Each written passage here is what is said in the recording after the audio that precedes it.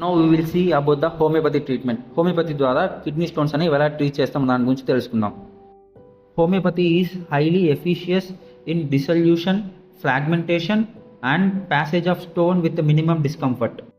అంటే హోమియోపతి ద్వారా రాయిని కరిగించడంతో పాటు తక్కువ నొప్పితో రాయిని యూరిన్ ద్వారా బయటికి పంపిస్తుంది.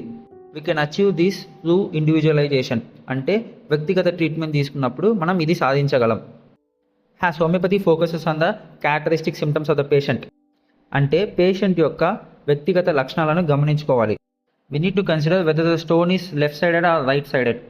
అంటే రాయి అన్నది కుడివైపు ఉందా ఎడం వైపు ఉందా అన్నది గమనించుకోవాలి. క్యారెక్టర్ ఆఫ్ పెయిన్ అంటే మూత్ర విసర్జన జరిగినప్పుడు ఏ రకమైన నొప్పి ఉంది. By these totality of the symptoms we can achieve the individualised medicine for the patient. Homeopathy ద్వారా సర్జరీ లేకుండా స్టోన్ అన్నది ఈజీగా కరిగించవచ్చు. వయసు పైబడిన వాళ్ళు, బీపీ లేదా షుగర్తో బాధపడుతున్న వాళ్ళు సర్జరీని వద్దనుకున్నప్పుడు హోమియోపతి అన్నది చాలా సహాయపడుతుంది.